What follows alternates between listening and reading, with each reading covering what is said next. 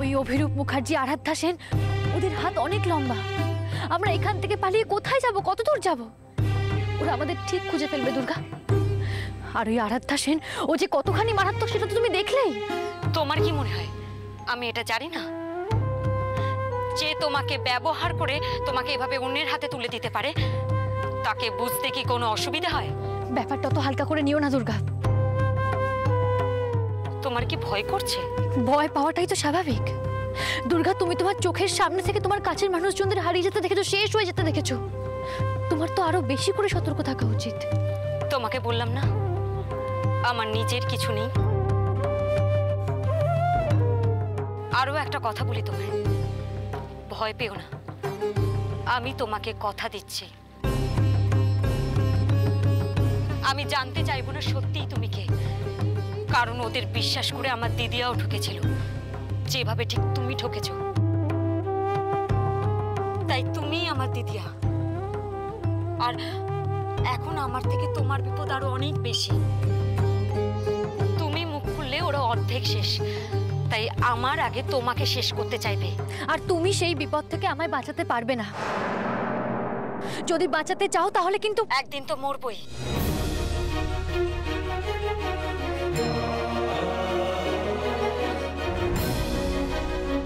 আমার পরিণতি আমার জানা আছে, কিন্তু আমি এর শেষ দেখে তবেই যাব।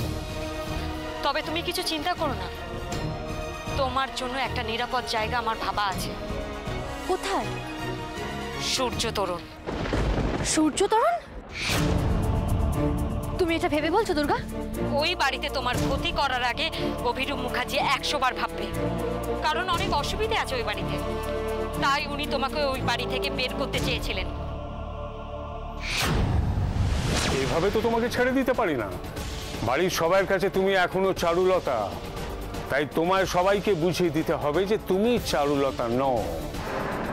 সবাই বুঝবে, কনভিন্স হবে, তারপর তোমার ছুটি। তাছাড়া ওটাই একটা জায়গা যেখানে তোমাকে দেখে রাখার মতো অনেক মানুষজন আছে। তাদেরই বা কি ভরসা? ওরা থাকতেও তো তোমার দিদিকে। হ্যাঁ, সেই অপরাধবোধ ওনাদেরও আছে। ওনারা খুব ভালো মানুষ। এবার সবটুকু দিয়ে তোমাকে আগলে রাখার চেষ্টা করবে।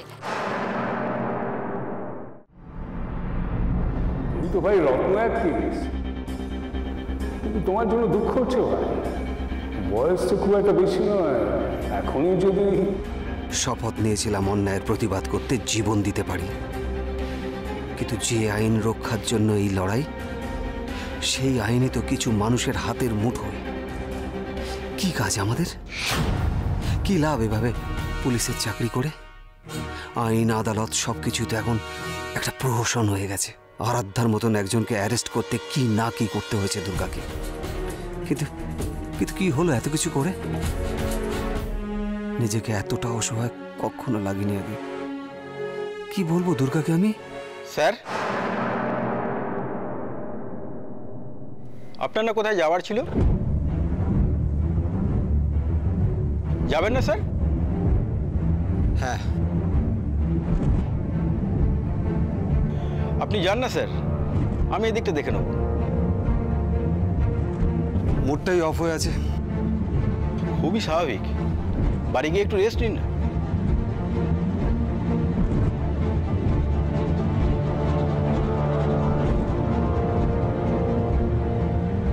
না, বাড়ি যাব না, অন্য কোথাও যাব। কোথায় স্যার? Home ministry. আমি আসছি।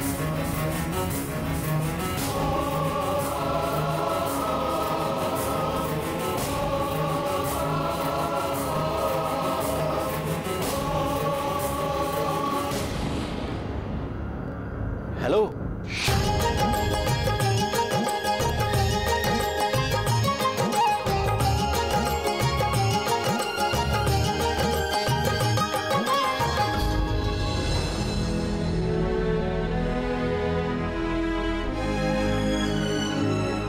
সাথীদি, দুর্গাকে দেখো, সবার মাঝখানে কেমন একা একা বসে আছে।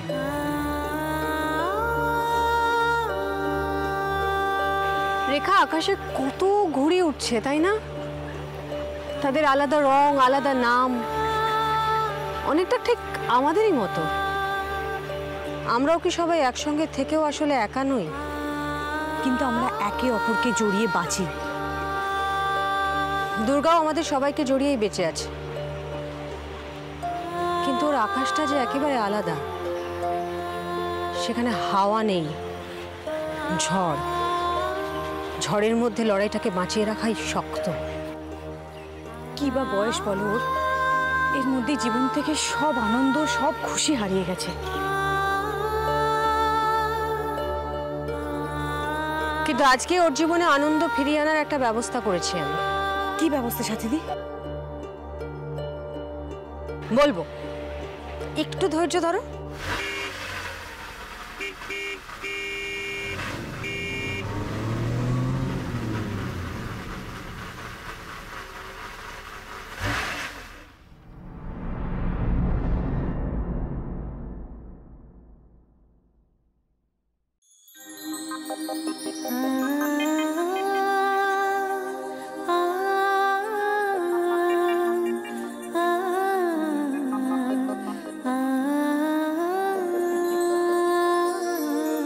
দিদিয়া,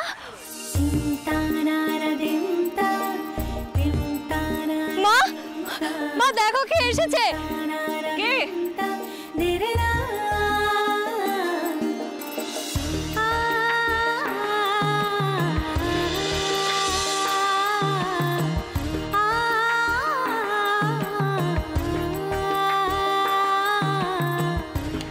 এটা কিন্তু সত্যি সারপ্রাইজ সাথীদি। আনন্দের জন্যই তো সমস্ত আয়োজন, তাহলে সেই আনন্দটাতে খামতি কেন থাকবে রেখা? দিদিয়া, দিদিয়া তোরা? বৌমনি এক্ষুনি বলবে যে তুমি এসছো ঠিক আছে, কিন্তু আমরা কেন এসছি? তুমি বলে দাও তো যে আমরাও এখানে ইনভাইটেড। ম্যাডাম আমাদের ইনভাইট করেছে।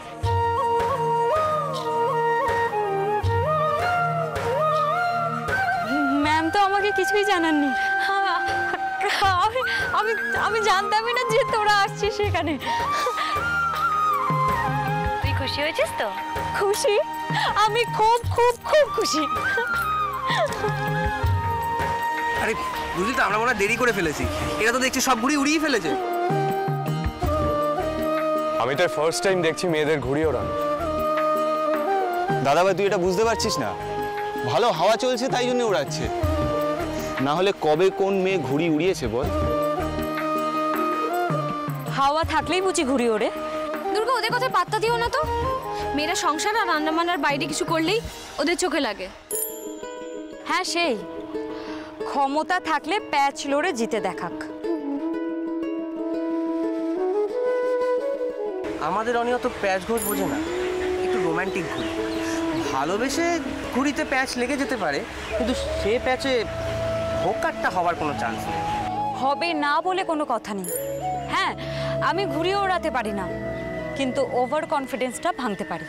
এই, তোরা কি এখানে দাঁড়িয়ে দাঁড়িয়ে কথাই বলে যাবি নাকি ঘুড়ি ওড়াবি? হ্যাঁ, ওড়াবো তো মাসিমা, আর ঘুড়ি ওড়াবো বলেই তো এসছি। তো চলো ঘুড়ি ওড়াবে, চলো। তবে হ্যাঁ, যাই করো এখান থেকে খেয়ে দিয়ে তবে তোমরা বাড়ি যাবে, কিন্তু মনে থাকে জানো। এই দিদিয়া, মা জানিস আজকে রান্না করেছে সেই গরম ভাতে মাংসের ঝোল দিয়ে আলু মেখে।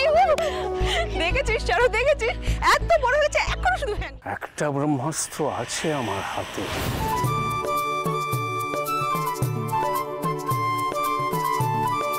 যত পারো আনন্দ করে নাও দুর্গা দেবী।